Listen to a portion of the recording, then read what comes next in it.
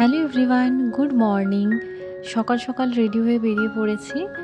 আর এখন আমরা যাচ্ছি জয়পুর এয়ারপোর্টের উদ্দেশ্যে। আমাদের বাড়ি থেকে এয়ারপোর্ট যেতে সময় লাগবে ওই ঘন্টাখানেক মতো। তবে এখন যেহেতু সকালবেলা, তাই একটু তাড়াতাড়ি হয়তো পৌঁছে যাব। অনেক দিন পর কলকাতা যাচ্ছি, মনে মনে তো ভীষণ আনন্দই হচ্ছিল, তবে একটা ভয়ও কাজ করছিল বই কি। কারণ এর আগে আমি একা বহুবার ফ্লাইটে ট্রাভেল করেছি, কিন্তু আমার মেয়ে কায়রাকে নিয়ে আমি এই প্রথমবার একা ট্রাভেল করছি। তো এয়ারপোর্টে গিয়ে সমস্ত কিছু ওকে নিয়ে ম্যানেজ করতে পারবো কি না, সেই নিয়ে তো একটু চিন্তা হচ্ছিলই। কিন্তু এয়ারপোর্টে পৌঁছে আমার মেন লাগেজ আমি কাউন্টারে দেওয়ার পর ইন্ডিগো এয়ারলাইন্স থেকে আমাকে একজন গ্রাউন্ড স্টাফ প্রোভাইড করা হয়েছিল, যিনি আমাকে আমার কেবিন লাগেজ এবং আমার মেস ট্রলারটা নিয়ে যেতে সাহায্য করেছিলেন।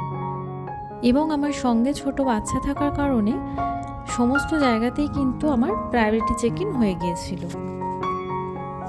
এবার আমি কায়রাকে একটু ব্রেকফাস্ট করিয়ে নিয়ে যাচ্ছিলাম টার্মিনাল 2 এর দিকে, কারণ আমাদের আজকের ফ্লাইট ইন্ডিগো 6C6568 এয়ারক্রাফটটি টার্মিনাল 2 থেকে টেক অফ করবে।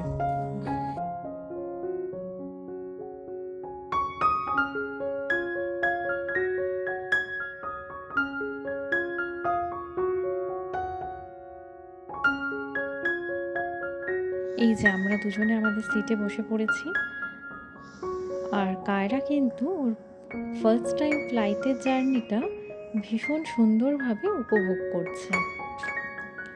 বাড়ি থেকে আসার সময় যতটা ভয় পাচ্ছিলাম যে হয়তো আমার মেয়ে ফ্লাইট টেক অফ করার সময় খুব কান্নাকাটি করবে, বা হয়তো ফ্লাইটের মধ্যে খুব কান্নাকাটি করবে এতক্ষণ এক জায়গায় বসে থাকা, তবে ও সেসব কিছুই করেনি। ও নিজের মতো খেলছে, নিজের মতো খাবার খাচ্ছে। তো এই পুরো 2.5 ঘন্টা ও কিন্তু আমাকে একদমই কোনো কষ্ট দেয়নি, একেবারে লক্ষ্মী মেয়ের মতো ছিল।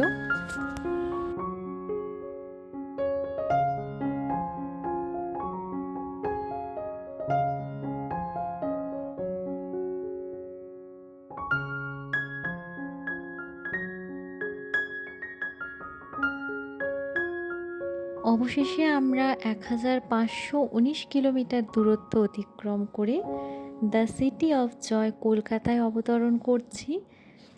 এই ছিল আমার মেয়েকে নিয়ে আমার ফার্স্ট টাইম একা ট্রাভেল করার এক্সপিরিয়েন্স। আর তোমাদের কেমন লাগলো অবশ্যই কমেন্ট করে জানিও।